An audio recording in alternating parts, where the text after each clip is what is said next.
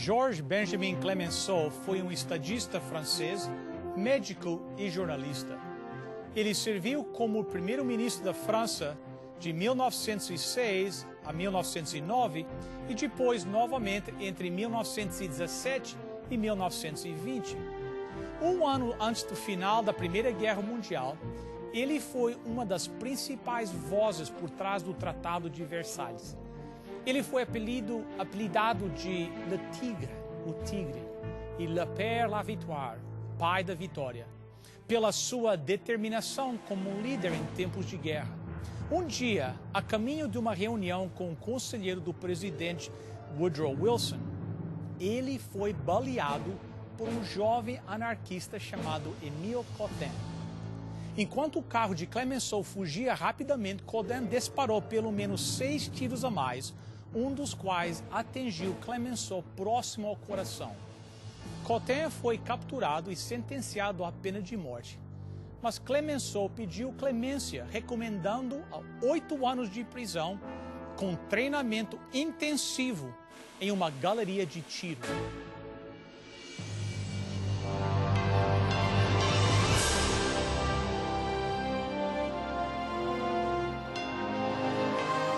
Venceu a prova do tempo. O livro de Deus, a Bíblia. Ainda relevante neste mundo complexo. Está escrito Canadá, partilhando mensagens de esperança ao redor do mundo.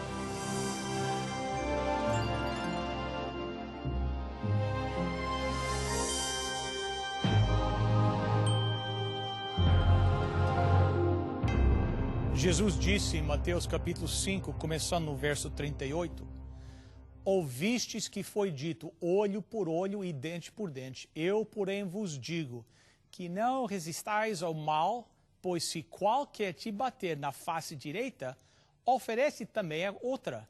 E ao que quiser pleitear contigo e tirar-te a vestimenta, larga-lhe também a capa. E se qualquer te obrigar a caminhar 1 milha, vai com ele 2. Dá a quem te pedir, e não te desvies daquele que quiser que lhe emprestes. Ouvistes que foi dito, amarás o teu próximo e aborrecerás o teu inimigo. Eu, porém, vos digo, amai a vossos inimigos, bendizei-os que vos maldizem, fazei bem aos que vos odeiam, e orai pelos que vos maltratem e vos perseguem. Mark Twain certa vez disse o seguinte sobre a Bíblia: não tenho nenhum problema com as partes da Bíblia que eu não entendo. As partes da Bíblia que eu entendo é que me perturbam. De acordo com freedictionary.com, retaliação é definida como pagar uma coisa pela outra, especialmente o mal com o mal. Grande parte do mundo vive pela lei da retaliação. Isso tem se tornado tão comum que as palavras de Jesus lidas no início são descritas por muitos como sendo as palavras mais difíceis de Jesus, ou os versos mais difíceis da Bíblia, ou simplesmente hipérbole e impossível. Certo dia, um motorista de caminhão parou em um restaurante à beira da estrada e pediu um bife para o jantar. Antes que ele pudesse comê-lo, entrou no mesmo restaurante uma gangue de motoqueiros com jaquetas de couro sujas, cabelos longos e despenteados. Pegaram o bife do homem, cortaram em 6 pedaços e comeram. O motorista não disse nada. Ele simplesmente pagou a conta e saiu. Um dos membros do grupo disse, aquele homem não sabe falar, ele não disse uma palavra. Outro disse, ele não sabe lutar, nem sequer levantou a mão. Então o garçom acrescentou, eu diria que ele também não sabe dirigir. Ao sair do estacionamento, ele passou por cima de 6 motocicletas. Lá no fundo, nós amamos esta história porque gostamos de retaliação. Jesus foi contra a nossa natureza quando proibiu a represália. Pense na seguinte pergunta. Estou mais desejoso que o meu inimigo sofra por aquilo que eu acredito que ele ou ela fez, do que ele ou ela experimentar a salvação em Jesus Cristo? Qual seria a nossa resposta sincera? A mensagem central de Jesus neste texto é a seguinte: não retaliar. Em vez disso, é para ganhar o agressor com sábio e resistente amor. Essa estratégia não faz sentido a menos que você se lembre dos dois principais objetivos nossos: ganhar pessoas para Cristo através de uma mudança na vida deles, hoje, e assim salvá-los eternamente. E segundo, transformar a nossa sociedade humana no reino de Deus. Ouvistes que foi dito, olho por olho e dente por dente. Mas eu vos digo, não resistes ao mal. Jesus estava citando o que ficou conhecido como a lex talionis, a lei mais antiga do mundo, olho por olho e dente por dente. O estabelecimento dessa lei tornou a vida melhor e mais civilizada. A vingança ficou restrita em comparação ao delito. Essa lei ajudou a evitar rixas sem fim, como as das famílias Hatfield e dos McCoys. Jesus disse, porém, que a retaliação controlada ou restrita não tem lugar na vida cristã. Jesus ensinou-nos a substituir a retaliação com o amor forte e sábio.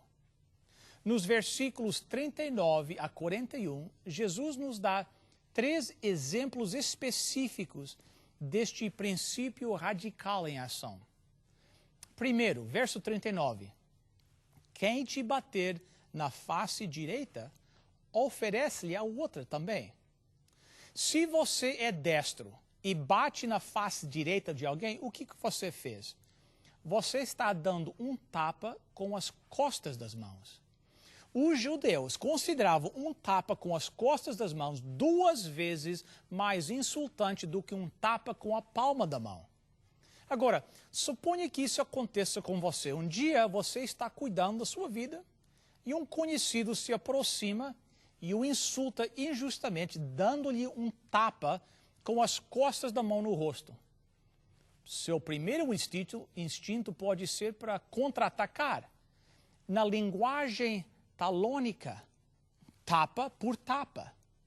Os rabinos judeus tinham uma lei baseada na tradição oral, mais conhecido como a Mishnah, que dizia que você poderia procurar uma restituição em tribunal. O ofensor seria obrigado a pagar 200 zuz, que era uma unidade monetária, por um tapa com a palma da mão e 400 por um tapa com as costas da mão. Veja que naquela cultura você poderia levá-lo ao tribunal e processá-lo por insulto. Mas lembre-se que Jesus está contrastando o seu sistema de justiça com a dos escribas e fariseus. Não apenas você não revida, não leva a pessoa ao tribunal ou simplesmente vai embora, ou nem mesmo fica lá de pé. Você nem pode perguntar de voz alta, por que você fez isso?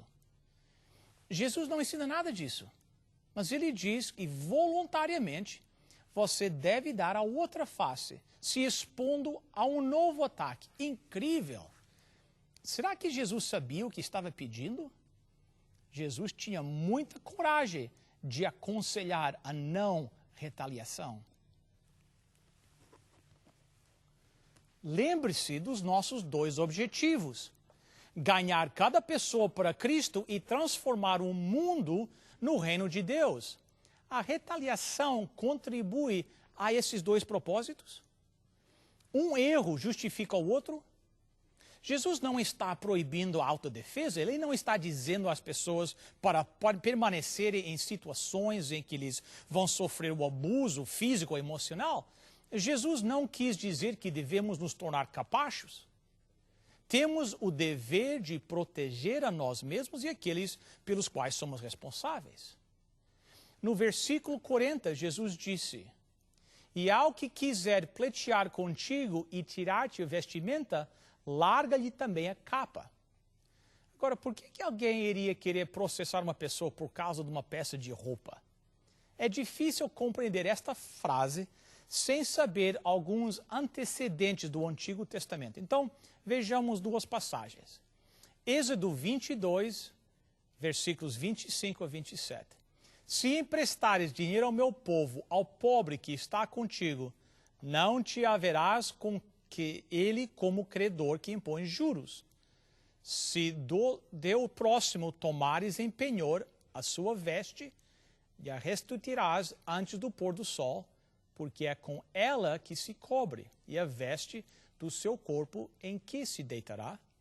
Será, pois, que quando clamar a mim, eu ouvirei, porque sou misericordioso. Deuteronômio 24, de 10 a 13. Se emprestares alguma coisa ao teu próximo, não entrarás em sua casa para tirar o penhor. Ficarás do lado de fora, e o homem a quem emprestaste, aí te trará o penhor. Porém, se for homem pobre, não usarás de noite o seu penhor. Em se pondo o sol, restituirá-lhes sem falta o penhor, para que durma no seu manto e te abençoe. Isto te será justiça diante do Senhor teu Deus. De acordo com as leis do Antigo Testamento a respeito de empréstimo, uma pessoa pobre que pedisse dinheiro emprestado poderia dar uma peça do seu vestuário como penhor ao calção para garantir que ele devolveria o empréstimo. Naquela época era comum as pessoas usarem uma túnica interior e também uma vestimenta exterior mais pesada, como um casaco, para ser utilizado em condições muito mais frias.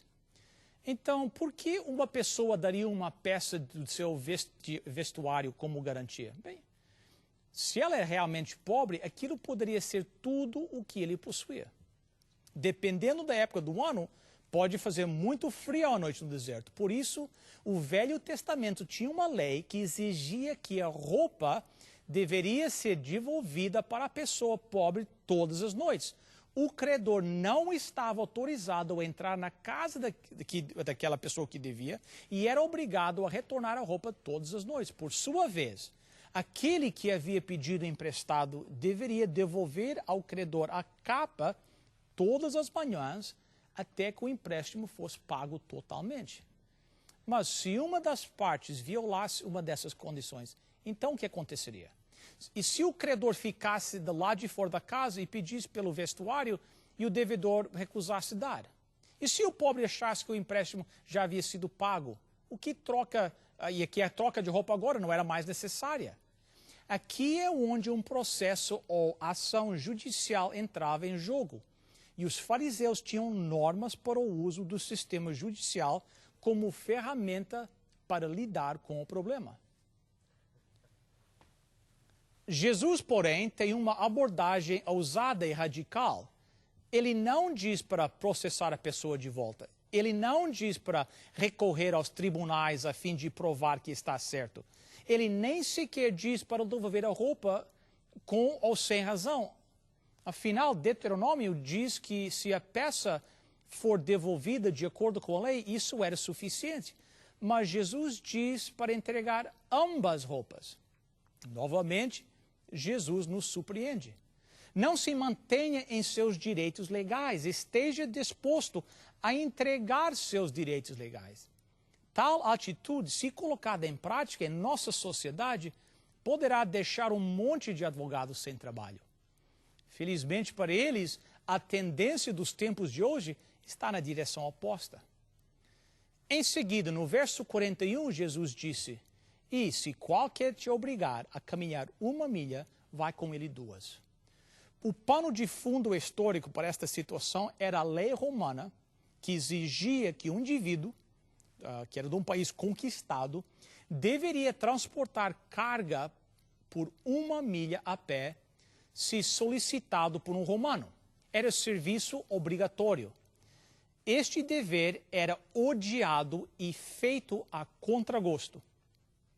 Em Mateus 27:32, nós lemos: "Ao saírem, encontraram um sirineu chamado Simão, a quem obrigaram a carregar-lhe a cruz." Foi esta lei que permitiu aos romanos forçar Simão a carregar a cruz de Cristo. Agora, suponha que um soldado romano se aproxime de você e diga, carrega a minha mochila por 1 milha. O que você devia fazer? Retaliar fisicamente numa tentativa de combate? Resistir verbalmente, negar o pedido e sair fugindo? Obedecer o pedido, cumprir a exigência legal e ir com ele 1 milha, nem mais nem menos, resmungando e reclamando o tempo todo?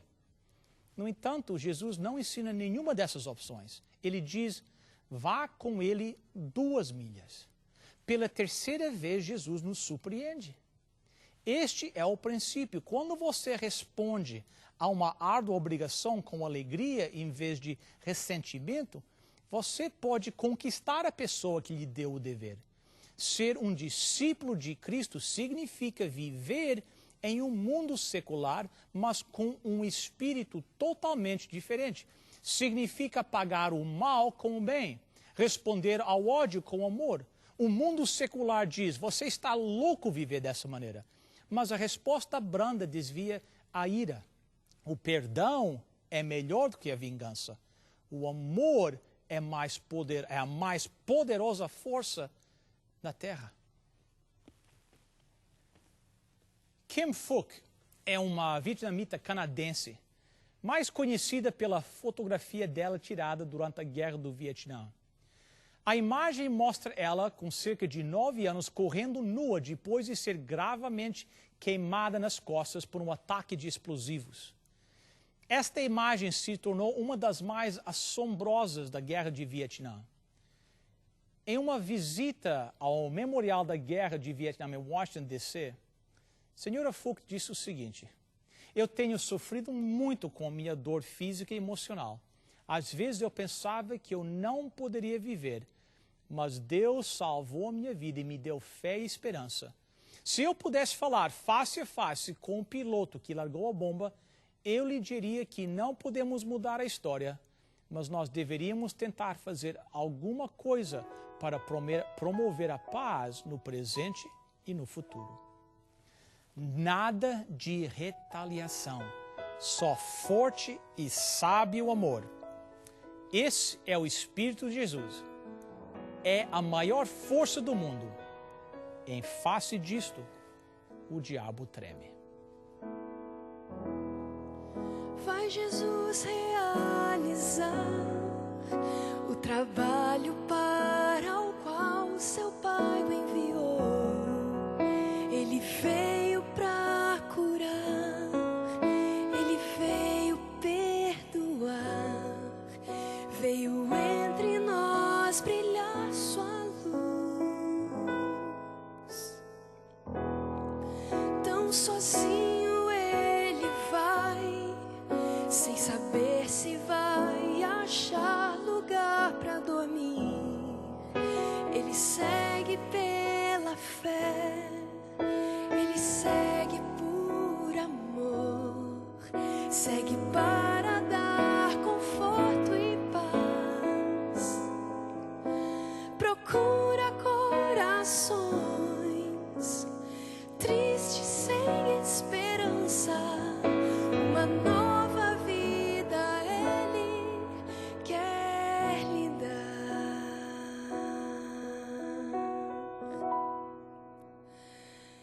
Uma vida por amor. Foi aqui meu mestre viveu. Uma vida por amor. Foi o exemplo que ele nos deixou.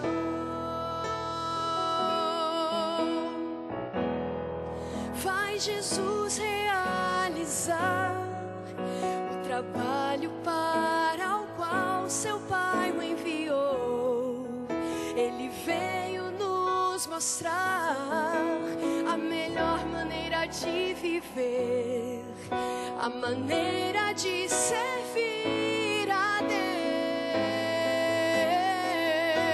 Deus. Veio aqui nos transmitir uma mensagem de esperança e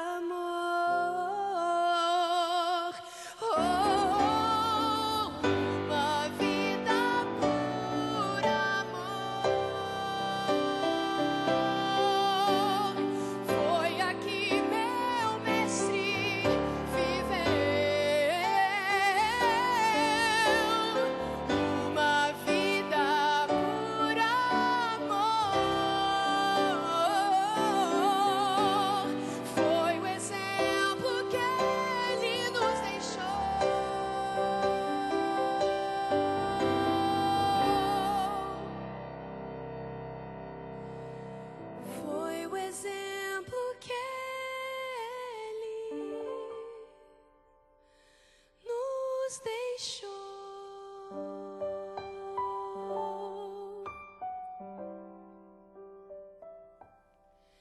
Uma vida por amor.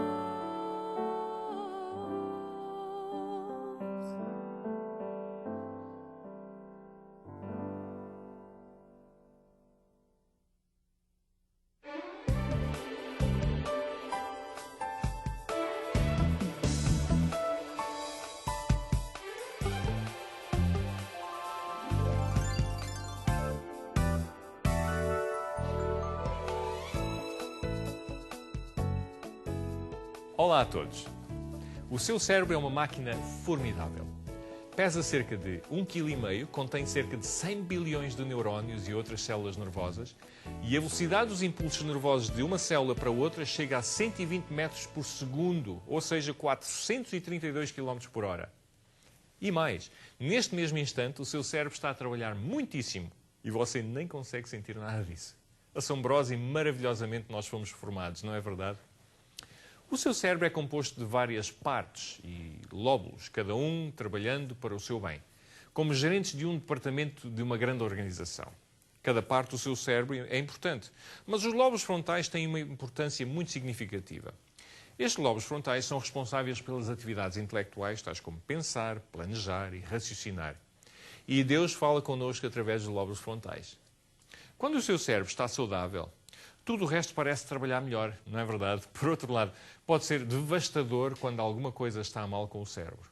Todos nós provavelmente já conhecemos alguém com algum tipo de demência. Esta pessoa parece não ser a pessoa que costumava ser, correto? Mas deixem-me dar-lhe boas notícias. Hoje sabe-se de várias coisas que você poderá fazer e que poderão ajudar a manter o seu cérebro e a funcionar muito bem. Estudos científicos mostram que comer uma grande variedade de verduras e hortaliças poderão ajudar a mantermos os nossos cérebros a funcionar melhor. Vejamos 2 estudos realizados em animais, neste caso em ratos de laboratório. O primeiro estudo mostrou que ratos que tinham uma alimentação rica em alimentos ricos em vitamina E, tais como o espinafre ou os extratos de morango, não experimentaram o declínio cognitivo relacionado à idade, quando comparados com ratos que tinham uma alimentação normal. No segundo estudo, os ratos com idade equivalente a 63 anos de um ser humano foram alimentados com morangos e mirtilos, que em inglês se chamam blueberries, ou ainda com extrato de espinafre. É interessante que após 8 semanas notou-se uma melhoria significativa no funcionamento do cérebro. Estes ratos, na realidade, melhoraram um pouco a sua capacidade cognitiva. Uma boa alimentação para o cérebro inclui uma boa quantidade de hidratos de carbono complexos. Estes hidratos de carbono contêm glicose e também fibra em grande quantidade.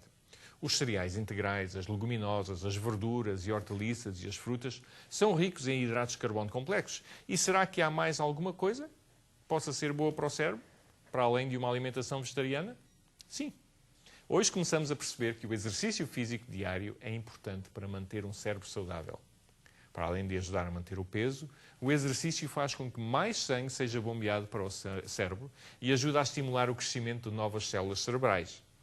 Um médico uma vez disse que se pudesse dar somente uma receita ou uma prescrição, ele escolheria recomendar o exercício físico. Isso demonstra a importância que a atividade física tem na nossa saúde. Mas poderá fazer ainda mais para manter o seu cérebro saudável. Vejamos o que é bom para o seu cérebro. Tomar um bom pequeno almoço ou café da manhã todos os dias. Número 2. Dormir entre 7 a 8 horas todas as noites. 3. Exercitar o seu cérebro e mantê-lo ativo, fazendo, por exemplo, palavras cruzadas ou frequentando cursos para aprender coisas novas. Outra atividade muito boa é ler com mais frequência, especialmente a Bíblia, a Palavra de Deus. Deus quer falar consigo através do seu cérebro e da sua palavra. Certifique-se que lhe está a dar essa oportunidade todos os dias. Até à próxima.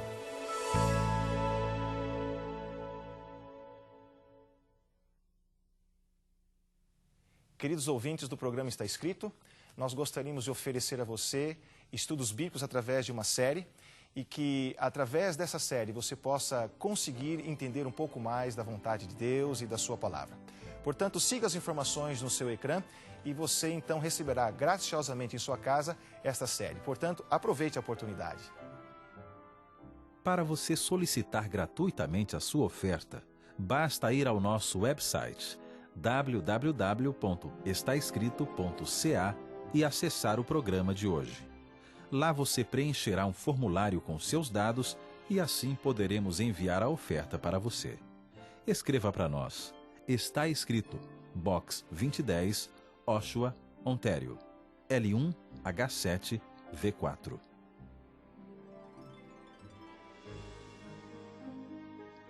Obrigado pela sua presença aqui conosco. Lembre-se de visitar o nosso website, estaescrito.ca.